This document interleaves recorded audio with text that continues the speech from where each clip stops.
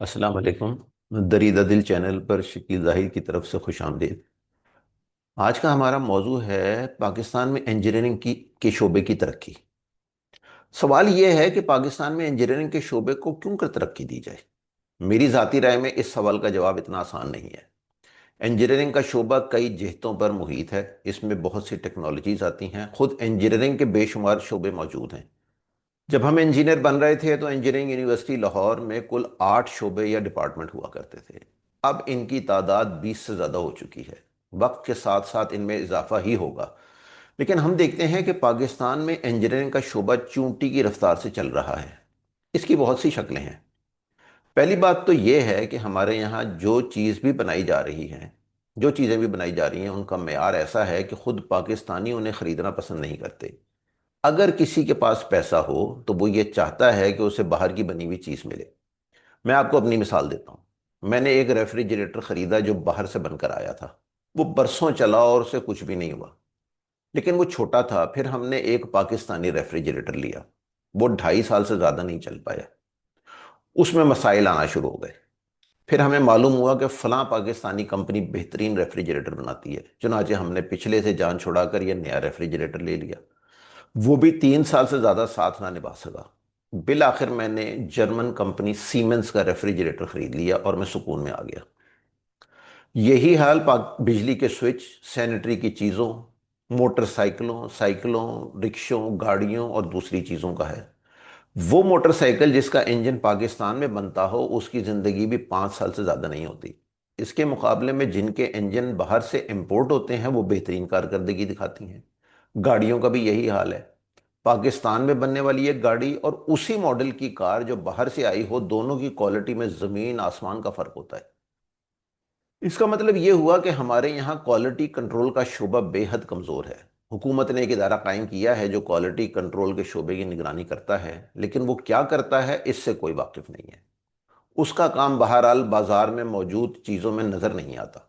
کوئی ایسا بھی نظر نہیں آتا جو اس محکمے کو چابی دے سکے اور اسے مجبور کرے کہ وہ کوئی ایسی چیز مارکیٹ میں نہ آنے دے جس کا معیار ایک خاص حد سے اوپر نہ ہو۔ دوسری چیز یہ ہے کہ ہماری یونیورسٹیوں میں گزرے ہوئے کل یعنی یسٹرڈے کی ٹیکنالوجیز پڑھائی جا رہی ہیں۔ انجینئرنگ کی تعلیم کا شعبہ بہت زیادہ نظر انداز کیا گیا۔ سرکاری یونیورسٹیوں کے اساتذہ کی تنخواہیں اور مراعات، یونیورسٹیوں میں تحقیق کے شعبے کو ملنے والے فنڈز، کچھ نئے اقدامات کرنے کی لگن، طلباء کو تحقیق کرنے کی ترغیب وغیرہ تقریباً نہ ہونے کے برابر ہیں۔ میرے اپنے دیکھتے دیکھتے بے شمار یونیورسٹیاں قائم ہو گئیں۔ ان میں سرکاری شعبے کی یونیورسٹیاں بھی ہیں اور پرائیویٹ بھی، لیکن ملک میں جو نصاب پڑھایا جا رہا ہے، جس قسم کی لیبارٹریاں موجود ہیں، تحقیق کی جو روایات ہیں اور یونیورسٹیوں اور انڈسٹری کا جیسا تعلق ہے، وہ یہ بتاتا ہے کہ یہ شعبہ نیچے کی سمت ہی جا رہا ہے، اور اس کے اثرات ہمیں اپنے ملک میں چاروں طرف نظر آتے ہیں۔ ہمارے یہاں واشنگ مشین کا کنٹرول پینل نہیں بن پاتا۔ اس کی وجہ یہ ہے کہ وہ کمپنیاں جو انجینئرنگ کے شعبے سے وابستہ ہیں، وہ اتنے انجینئر بھرتی ہی نہیں کرتی کہ وہاں کوئی تحقیقاتی کام ہو سکے، کچھ نیا ایجاد کیا جا سکے، جو چیزیں باہر سے آتی ہیں انہیں یہاں تیار کرنے کی کوشش کی جا سکے۔ ریفریجریٹر کا کمپریسر، آٹومیٹک مشین کی موٹر اور کنٹرول پینل، گاڑیوں کے انجن، ان کے کنٹرول پینل، پرنٹنگ پریس کی مشینیں، کپڑا بننے کی مشینیں وغیرہ ہمارے یہاں نہیں بنتی۔ اگر کہیں کسی نے کوشش کی بھی ہے تو اس کا معیار اس قدر خراب ہے کہ وہ کسی کام کی تصور نہیں کی جاتی۔ ہمارے یہاں کوئی ایسی جگہ نہیں جہاں لوگوں کو یہ سہولت دی جائے کہ وہ اپنے اپنے خیالات کو لیبارٹری میں ٹیسٹ کر سکیں۔ کوئی ایسی جگہ جہاں صرف تحقیق کا کام ہو، جہاں نئی نئی جہتوں پر توجہ دی جائے۔ کسی قسم کی ٹیکنالوجی پارک موجود نہیں جہاں لوگ صرف تحقیق کریں، آگے کے بارے میں سوچیں، نئی نئی چیزیں بنائیں۔ جن چیزوں کا میں نے اوپر نام لیا ہے ان کو اپنے ملک میں بنانے کی کوشش کریں۔ ہمارے یہاں ایک اچھی کوالٹی کی سلائی مشین تک تو بنتی نہیں، وہ بھی باہر سے ہی آتی ہے۔ یہ وہ چھوٹی چھوٹی چیزیں ہیں جو عام استعمال میں آتی ہیں۔ اس میں شک نہیں کہ ہم نے دفاع کے شعبے میں بہت ترقی کی ہے، لیکن وہ چیزیں ایک عام آدمی کے استعمال کی نہیں ہیں۔ عام آدمی کو تو ایک اچھی سائیکل، عمدہ سینیٹری کا سامان، گھر میں بجلی سے چلنے والی چیزوں سے غرض ہے۔ ان میں سے بہت کچھ تو یہاں بنتا ہی نہیں، اور جو بنتا ہے اس کا معیار ایسا نہیں کہ لوگ اسے لینا پسند کریں، اگر ان کے پاس یہ چوائس موجود ہو کہ وہ یہاں کی چیز لیں گے کہ باہر سے آنے والی۔ وہ منسٹریاں یہ انجینئرنگ، جو انجینئرنگ یا سائنس سے تعلق رکھتی ہیں، ان کے اوپر عام طور پر وہ لوگ لگے ہوتے ہیں جن کا تعلق انجینئرنگ سے نہیں ہوتا، چنانچہ غلط فیصلے ہوتے ہیں۔ انجینئرنگ کا شعبہ اس طرح سے مراعات یافتہ نہیں ہے جیسے سول سروس کا شعبہ ہے۔ کہنے کا مطلب یہ ہے کہ ایک وہ شخص جو سی ایس ایس کا امتحان پاس کر کے آئے، خواہ اس نے کسی بھی شعبے میں 16 سال کی تعلیم حاصل کی ہو، وہ اس انجینئر سے بہت زیادہ مراعات لیتا ہے جو کسی سرکاری ادارے میں کام کر رہا ہو۔ مزید یہ کہ ملک میں انجینئرز کی کھپت کا برا حال ہے، 1 لاکھ سے زائد انجینئر بے روزگار ہیں۔